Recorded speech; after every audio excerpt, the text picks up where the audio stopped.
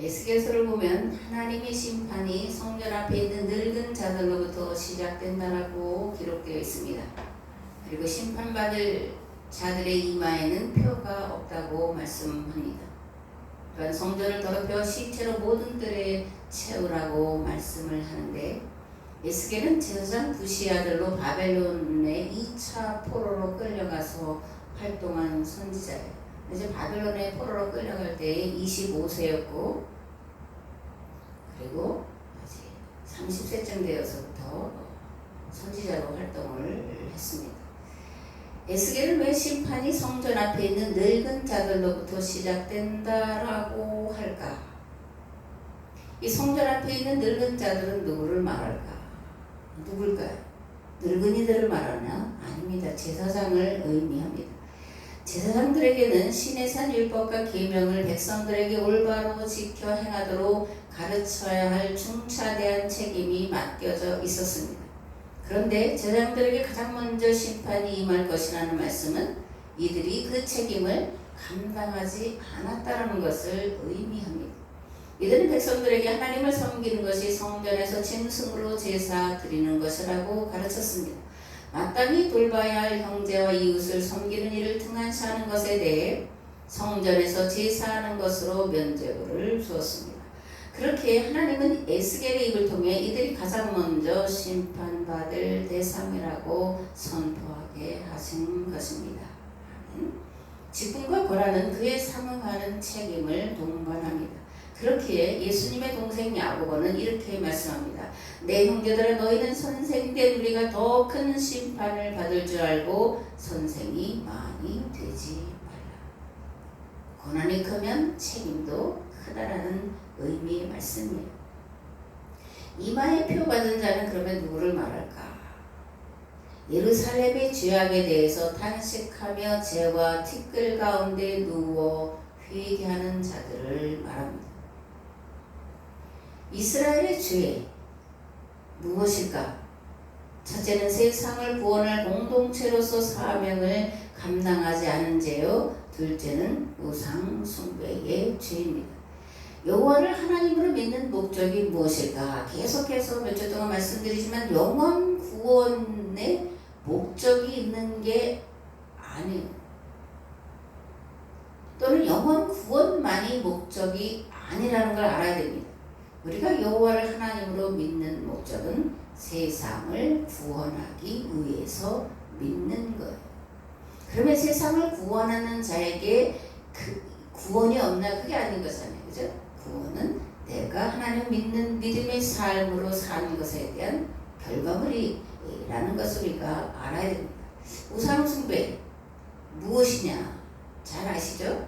하나님 나라와 그의 의를 일개 믿고 섬기는 것이 아니라 자신의 욕망, 목적, 이익을 채우기 위해 하나님을 이용하는 모든 행위들을 일컬어 우상숭배다 이렇게 말합니다.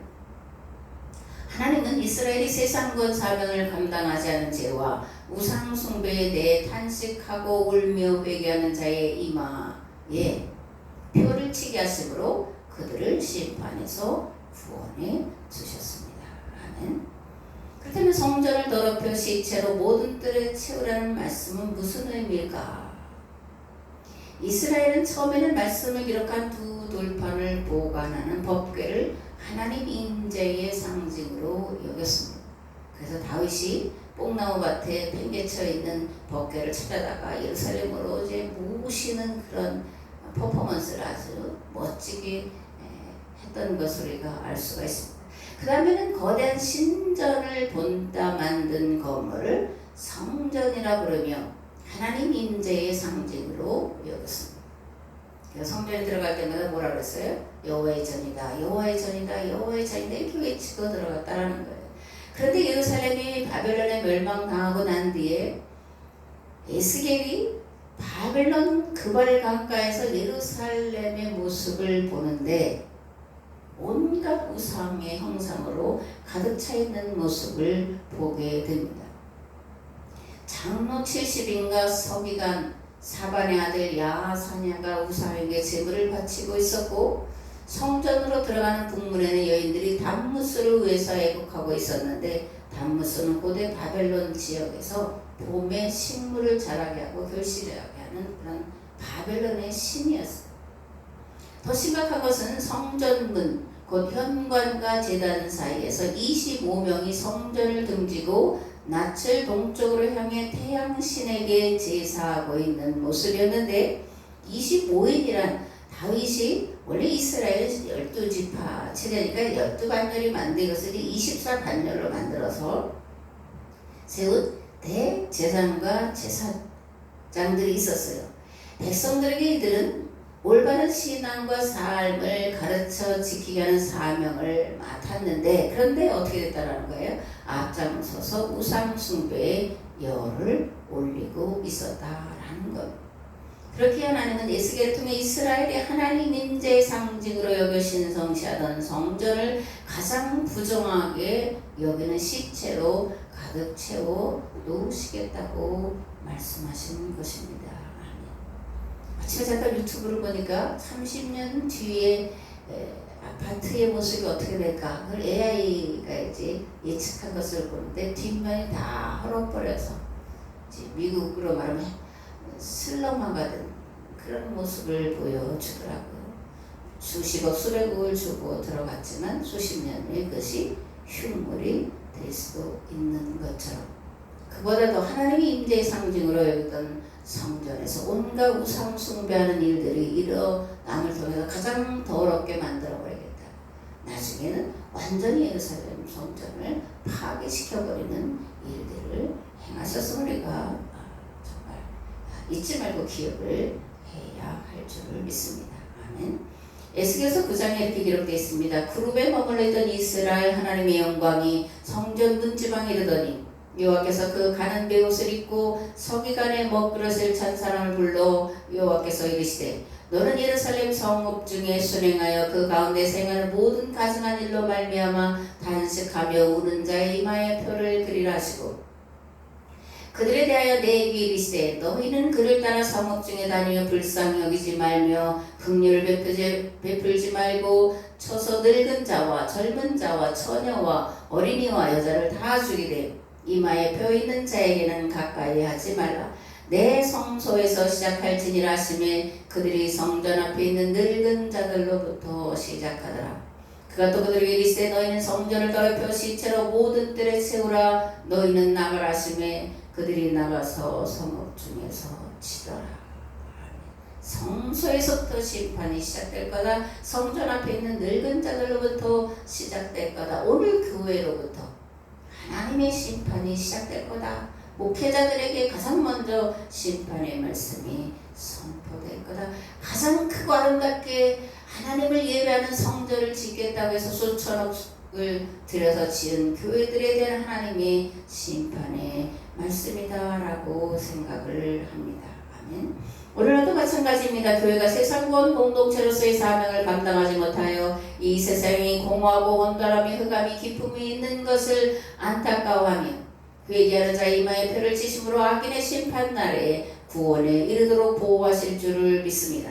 이와 반대로 세상권 공동체의 사명을 감당하지 못하는 교회의 죄에 대해 깨닫지 못하고 도리어 단지 교회에 나와서 열심히 예배드리고 봉사하는 것을 신앙생활의 전부라고 가르치는 자들에게 가장 먼저 무서운 심판이 임할 줄을 믿습니다. 아멘. 오늘 함께 나눌 말씀은 예레미야 25장인데 먼저 1절에서 18절 말씀을 봉독하겠습니다. 유다의 왕 요시아의 아들 여호야김 넷째 해 곧 바벨론의 왕 느부갓네살 원년에 유다의 모든 백성에 관한 말씀이 예레미야에게 임하니라. 선지자 예레미야가 유다의 모든 백성과 예루살렘의 모든 주민에게 말하 이르되 유다의 왕 아몬의 아들 요시야 왕 13째부터 오늘까지 23년 동안 여호와의 말씀이 내게 임하기로 내가 너에게 꾸준히 일렀으나 너희가 순종하지 아니하였느니라. 그러므로 여호와께서 그의 모든 종 선지자를 너에게 끊임없이 보내셨으나 너희가 순종하지 아니하였으며 귀를 기울여 듣지도 아니하였도다. 그가 이르시기를 너희는 각자의 악한 길과 악행을 버리고 돌아오라. 그리하면 나 여호와가 너희와 너희 조상들에게 영원부터 영원까지 준 그 땅에 살리라. 너희는 다른 신을 따라다니며 섬기거나 경배하지 말며 너희의 손으로 만든 것으로서 나의 노용을 일으키지 말라. 그리하면 내가 너희를 해하지 아니하리라 하였으나 너희가 내 말을 순종하지 아니하고 너희 손으로 만든 것으로서 나의 노여움을 일으켜 스스로 해하였느니라. 여호와의 말씀이니라. 그러므로 만군의 여호와께서 이같이 말씀하시니라. 너희가 내 말을 듣지 아니하였느니라. 보라, 내가 북쪽 모든 종족과 내 종 바벨론의 왕 느부갓네살을 불러다가 이 땅과 그 주민과 사방 모든 나라를 쳐서 진멸하여 그들을 놀랜과 비웃음거리가 되게 하며 땅으로 영원한 폐허가 되게 할 것이라. 여호와의 말씀이니라. 내가 그들 중에서 기뻐하는 소리와 즐거워하는 소리와 신랑의 소리와 신부의 소리와 맷돌 소리와 등불빛이 끊어지게 하리니 이 모든 땅이 폐허가 되어 놀랄 일이 될 것이며 이 민족들은 70년 동안 바벨론의 왕을 섬기리라. 여호와의 말씀이니라. 70년이 끝나면 내가 바벨론의 왕과 그의 나라와 갈대아인의 땅을 그 죄악으로 말미암아 벌하여 영원히 폐허가 되게 하되 내가 그 땅을 향하여 선언한 바 곧 예레미야가 모든 민족을 향하여 예언하고 이 책에 기록한 나의 모든 말을 그 땅에 임하게 하리라.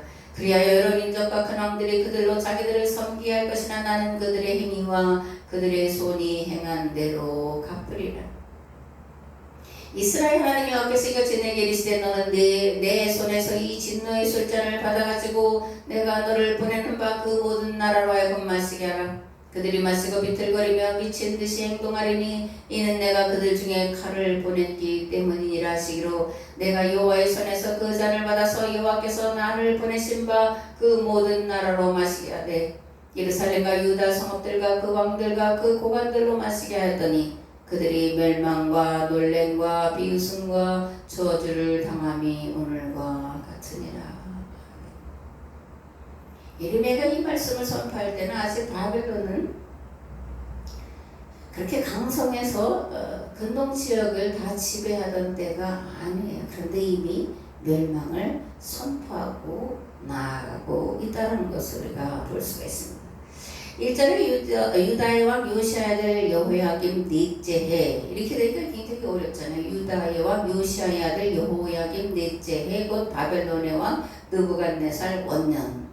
이해는 605년 BC 605년을 말합니다. 이때에 느부갓네살이 이제 왕으로 등극을 하고 유다는 여호야김이 4년째 다스리고 있었다. 그런 말이에요. 예레미야는 요시아가 유다 왕이 된 지 13년이 되던 해부터 예언을 시작해서 여호야김 4년까지 말씀을 선포하고 있었는데 요시아는 BC 640년에서 609년까지 통치했고 요시아 13년이란 BC 627년을 말하고 있습니다. 예레미야는 BC 627년부터 23년 동안 끊임없이 하나님의 말씀을 선포했습니다. 그런데 문제는 유다 백성들이 그의 말을 전혀 들려하지 않았다는 거예요. 유다 백성들은 예레미야의 선포만 듣지 않은 것이 아니라 에스겔의 선포도 듣지 않았고 또 예레미야뿐만 아니라 여러 선지자들 하나님께서 보내셨는데 전혀 듣지 않고 불순종하고 우상숭배에 열을 올리고 있었다. 이렇게 예레미야는 아주 울분을 토하고 있음을 보게 됩니다. 5절에서 6절에 보면 각자의 악한 길과 악행을 버리고 돌아오라. 그리하면 너희 조상들에게 영원부터 영원까지 준 그 땅에 살리라. 다른 신들을 따라다니며 섬기거나 경배하지 말며 너희 손으로 만든 것으로 나의 노여움을 일으키지 말라. 끊임없이 말씀하셨는데 뭐라는 거야? 듣지 않고 순종하는 것보다 우상 숭배에 열심을 내고 있었고 그러므로 70년 동안 바벨론 왕을 섬기게 될 것이라고 선포를 하고 있는 겁니다. 아멘.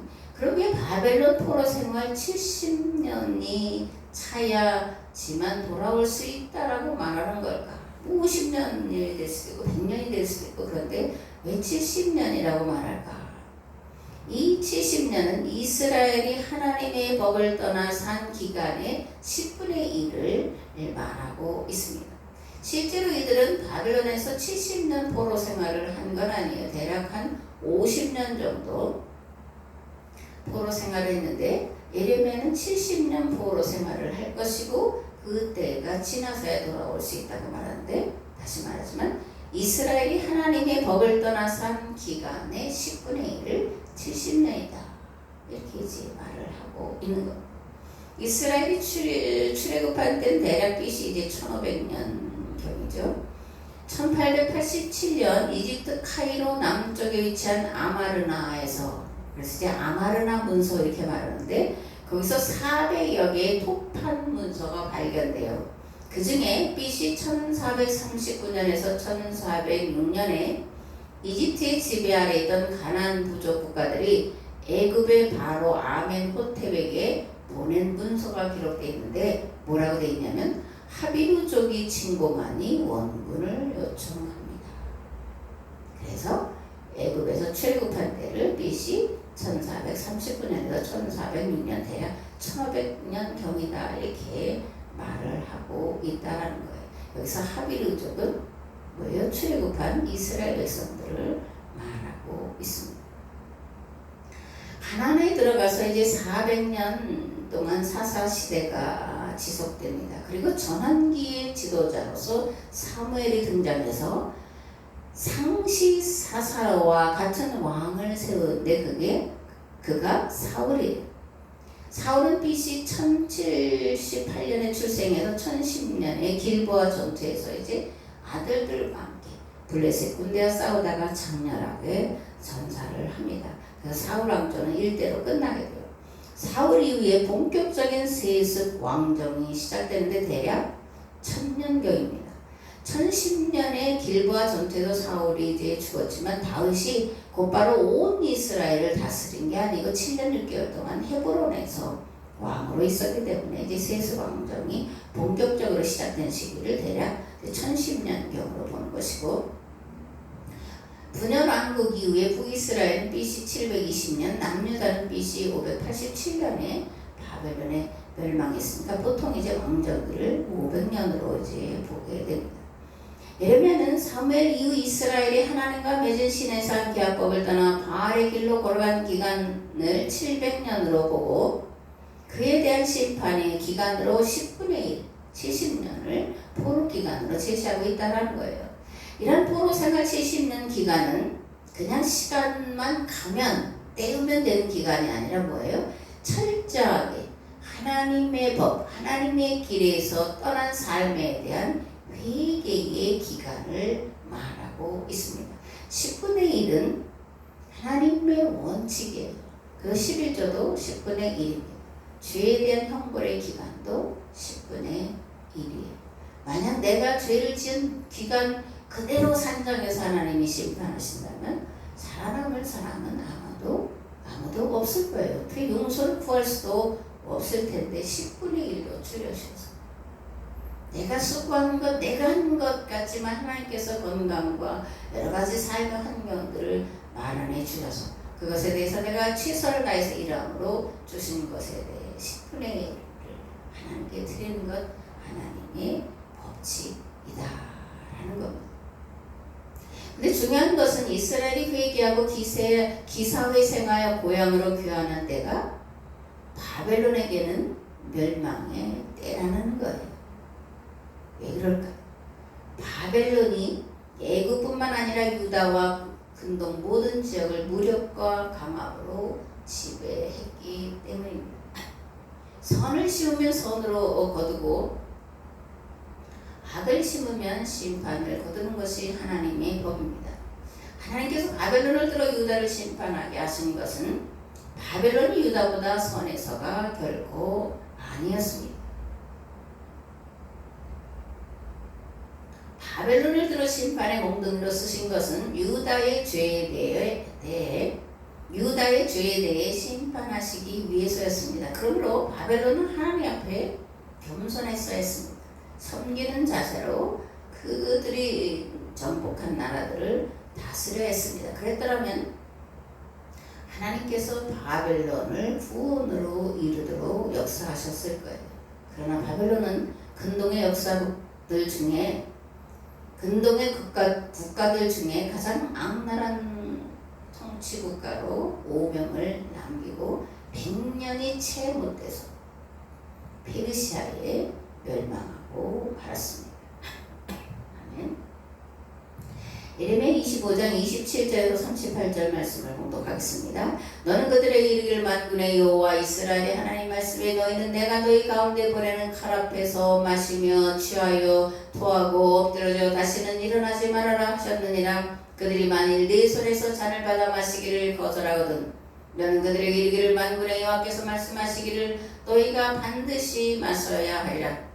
보라 내가 내 이름으로 일컬음을 받는 성에서부터 재앙 내리기를 시작하였은즉 너희가 어찌 능히 형벌을 면할 수 있느냐 면하지 못하리니 이는 내가 칼을 불러 세상의 모든 주민을 칠 것임이라 하셨다라. 만군의 여호와의 말씀이니라. 그러므로 너는 그들에게 이 모든 말로 예언하여 이르기를 여호와께서 높은 데서 포효하시고 그의 거룩한 저수에서 소리를 내시며 그의 초장을 향하여 크게 부르시고 세상 모든 주민에 대하여 포도 밟는 자같이 흥겹게 노래하시리라.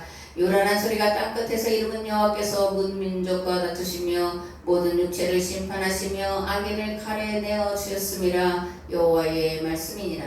만군의 여호와께서 이와 같이 말씀하시니라. 보라 재앙이 나서 나라에서 나라에 미칠 것이며 큰 바람이 땅끝에서 일어날 것이라. 그날에 여호와에게 죽임을 당한 자가 이 땅끝에서부터 땅 저끝에 미칠 것이나 그들을 위하여 애국하는 자도 없고 시신을 거둬 주는 자도 없고 매장하여 주는 자도 없으리니 그들은 지면에서 분토가 되리로다.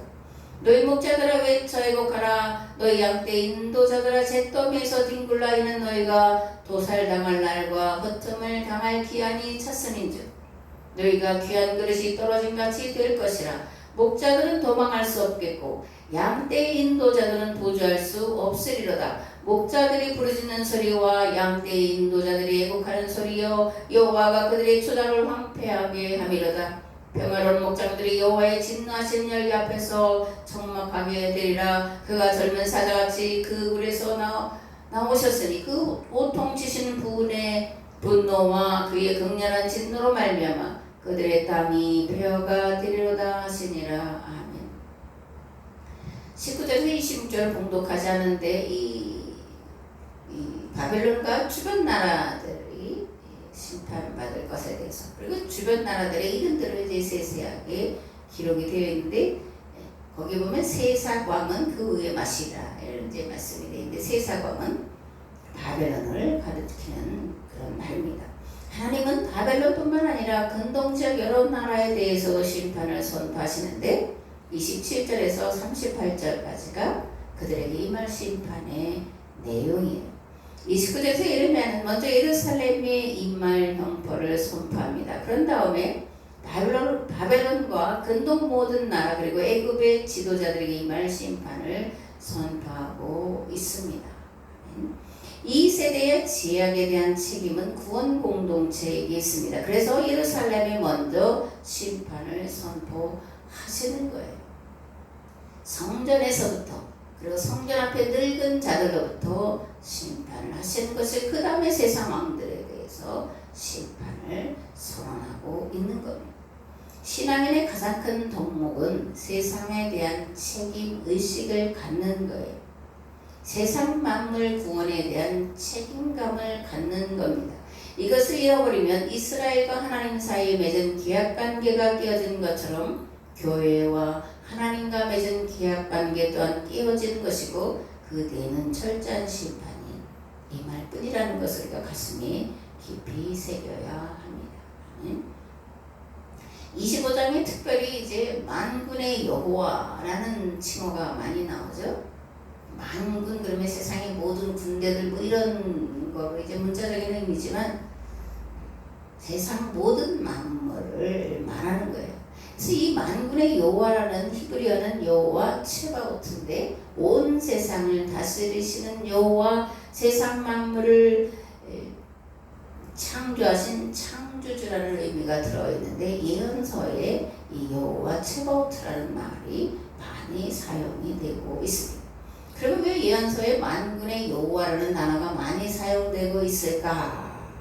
라는 건데 예언자들은 신의 산 계약법 전통을 지켜 행하라고 외치던 자유가 특히 신명기가 예언자들의 교과서였습니다.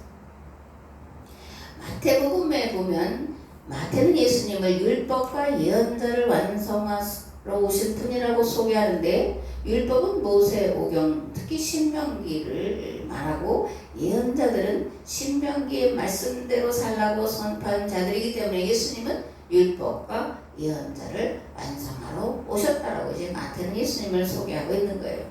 율법과 예언서가 말하는 핵심 주제, 거룩한 나라를 만들어 세상에 보여줘 세상에 와서 보고 믿어 구원에 이르게 하라는 것, 그것을 위한 법과 제도와 조직이 율법이라는 것이고 그 율법대로 살라고 외치던 자들이 예언자였다라는 것이고 예수님은 이러한 율법과 예언자를 완성하러 오신 분이다라는 거예요. 아멘. 본래 이스라엘에게 나타나신 하나님은 창조주시고 역사의 주관자 하나님이셨습니다. 그런데 이러한 생각이 점차 시간이 지나면서 이스라엘 백성들 사이에 사라져 버렸다라는 거예요. 그리고 주변 나라들처럼 자기들 나라만의 신으로 또는 부족 신으로 이렇게 여기게 되었다라는 겁니다. 거룩한 나라를 만들어 보여줘 세상을 구원할 구원 공동체요 신앙 공동체로 출발했음을 잊어버리고 주변 나라들처럼 절대 왕정 세습 왕정의 길을 갔다는 거예요.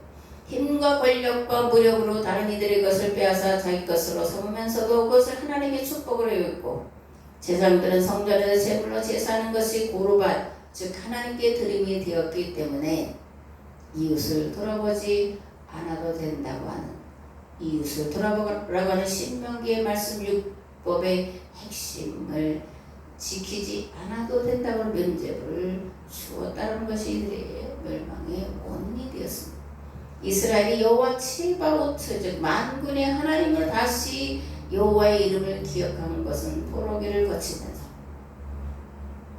예언자들이 선포한 말씀 특별히 예레미야가 선포한 말씀을 기억했기 때문에 이스라엘만이 하나님이 아니라 모든 세상 만물 모든 역사를 주관하신 하나님으로 깨달아 알게 되었다라는 거예요. 아멘. 거룩한 나라 곧 하나님 나라는 하나님의 법과 질서로 다스려지는 나라를 말합니다. 함께 최선을 다해 사랑과 섬김으로 만들어가는 자유, 평등, 평화, 행복이 가득한 나라, 희망의 나라로 뭐 그런 노래 있잖아요. 자유, 평등, 평화, 행복 가득한 곳, 희망의 나라. 이게 하나님께서 이 땅에 교회로 하여금 성도로 하여금 보여주어야 할 거룩한 나라 또는 하나님 나라라는 거예요. 하나님의 법과 질서를 구약에서는 율법, 신약에서는 복음이라고 말하는데 그 내용은 동일한 내용이라는 것을 또한 우리가 알아야 합니다. 물론 조항을 문자대로 행하라고 하는 유대교 율법은 아니라는 것 또한 알아야 됩니다. 복음은 율법과 계명이라고 하는 그것을 문자를 그대로 지키는 것이 아니라 뭐예요? 문자에 감춰져 있고 암시되어 있고 함축되어 있는 의미와 목적과 뜻을 찾아내서 그 의미와 뜻과 목적을 따라 지키는 것을 복음이라고 말하고 있다는 것을 알아야 합니다. 마태복음 5장에서 그래서 예수님이 이렇게 말씀합니다. 내가 율법이나 선지자를 폐하러 온 줄로 생각하지 말라. 폐하러 온 것이 아니라 뭐예요? 완전하게 하려 함이라. 진실로 너에게 이르노니 천지가 없어지기 전에는 율법의 1.1획도 결코 없어지지 아니하고 다 이르리라. 그러면서 율법, 특별히 계명을 이렇게 다시 해석을 해주시는데 옛사람에게 말하마 살인하지 말라. 누구든지 살인하면 심판을 받게 되리라 하였다는 것을 너희가 들었으나 나는 너에게 이르노니 형제에게 노하는 자마다 심판을 받게 되고 형제를 대하여 라가라 하는 자는 공회에 잡혀가게 되고 미련한 놈이라 하는 자는 지옥불에 들어가게 되리라. 그러므로 예물을 제단에 드리려다가 거기서 네 형제에게 원망 들을 만한 일이 있는 것이 생각나거든 예물을 제단 앞에 두고 먼저 가서 형제 화목하고 그 후에 와서 예물을 드리라. 너를 고발하는 자와 함께 길에 있을 때 급히 사와라. 그 고발하는 자가 너를 재판관에게 내어주고 재판관이 옥리에게 내어주어 옥에 가둘까 염려하라. 진실로 내게 이르노니 네가 한 푼이라도 남김이 없이 다 갚기 전에는 결코 거기서 나오지 못하리라. 아멘. 옛사람에게 말한 바 십계명에 살인하지 말라 이렇게 되어 있는데, 그런데 그 의미가 뭐냐? 단지 실제로 사람을 죽이는 것만 살인이냐? 아니다 라는 거죠. 그죠? 형제에게 노하 분노하는 자, 형제에 대해서 말할 수 없는 욕설을 퍼붓는 자, 저 미련한 놈, 쓸데없는 놈 이렇게 말하는 자는 다 심판을 받고 지옥불에 들어가게 될 것이다. 이것이 본래의 계명에 들어가 있는 의미다, 뜻이다. 이것을 따라 지켜라 이렇게 이제 말씀을 하고 있는데, 이것이 예수님이 율법과 예언자를 하시러 오셨다라는 그 말씀의 의미라고 이제 마태가 이렇게 자세히 소개를 하고 있다라는 겁니다. 아멘. 반복하지만 율법과 복음은 결코 다른 것이 아니에요. 복음은 율법의 완성을 말하는 것이지 율법의 폐기를 말하고 새로운 것을 만들어냈다라는 것이 아닙니다. 만일 율법이 폐기되었다고 하면 구약과 신약의 연속성이 사라져요. 구약을 우리가 굳이 가질 필요가 없이 신약만 가지고 있으면 됩니다. 그리고 그렇게 되면 구약의 하나님과 신약의 예수 그리스도는 별개의 다른 신이 되는 거예요. 그래서 구약의 신은 악한 신이고 신약의 예수님만 선한 신이고 이따의 헛소리를 짓거리고 있는 겁니다. 복음으로 완성된 율법의 내용, 서로 사랑하라, 서로 섬겨라, 서로 나누라, 서로 용서하라, 서로 행복하게 살아라. 그것이 복음의 핵심이라는 것을, 이것을 위해서 먼저 십자가에서 죽어서 살아나고 살아나서 살려라 이렇게 말씀하고 있다는 것을 우리가 분명히 알아야 합니다. 아멘. 믿는 자가 가져야 할 가장 중요한 의식이 세상 구원에 대한 책임의식이라고 말씀드렸습니다. 마찬가지로 정치 지도자들 또한 백성들의 안전과 행복에 대한 책임의식을 가져야 돼. 만일 교회와 성도 그리고 정치 지도자들에게 이런 책임의식이 결여되었거나 전혀 없다면 무서운 심판이 그들에게 먼저 임할 것이라는 것을 반드시 기억해야 할 줄을 믿습니다. 어떤 직위를 부여한 것은 그 직위에 합당한 책임을 지라는 거예요. 내 권력을 해서 내 부를 위해서 그 칼을 휘둘러서 사람을 상해하고 백성들을 고통과 위협에 빠뜨려서는 안 된다는 겁니다. 그렇게 하면 가장 먼저 심판을 받게 될 것이라는 것이 하나님의 말씀이에요.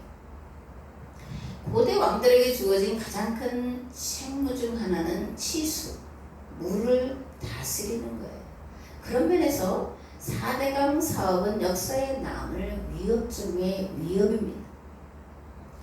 계속되는 폭우로 인해서 남부지방에 많은 인명과 재산 피해가 속출하고 있는데 4대강 개발을 반대한 지역이 막대한 피해를 입고 있고, 물론 이제 경상남도 이쪽 지방은 이제 산이 높고 그렇기 때문에 물장에 깊어서 갑자기 700mm 정도가 막 쏟아지니까 이것을 감당할 수 없어서 4만 명 이상이 이제 대피해 있는 그런 상태인데, 이들도 각각의 지류들, 하천들을 더 정비했더라면 훨씬 피해를 줄였겠다 이런 생각을 해보면서 하늘의 심판이기도 하지만 인재도 겹쳤다 이런 생각을 해보게 됩니다. 비 피해를 입은 지역 교회와 성도들을 우리는 힘닿는 대로 기꺼이 도와야 되고 함께 아픔을 짊어져야 합니다. 이런 요청이 본부든 연예에서도 넣으면 우리도 할 수 있는 한 최소한으로 또는 최대한으로 섬겨야 되고 섬기리라 그런 생각을 합니다. 하나님의 위로하심이 복으로 인해 심각한 피해를 입은 지역 교회와 성도들에게 함께 하시기를 원합니다. 아멘. 이제는 길과 진리와 생명 되신 예수 그리스도의 은혜와 아버지 하나님의 무한하시고 극진하신 사랑하심과 성령님의 감화 감동 교통 역사하심, 성전에서부터 성전 앞에서부터 심판이 진행될 것이라는 말씀을 가슴에 담고 두렵고 떨림으로 구원을 이루기를 다시 한번 결단하고 돌아오는 삶의 자리 위, 가정과 자녀와 직장과 그리고 이 나라 이 민족 위 이제부터 영원토록 함께 하옵시기를 간절히 축원하옵나이다.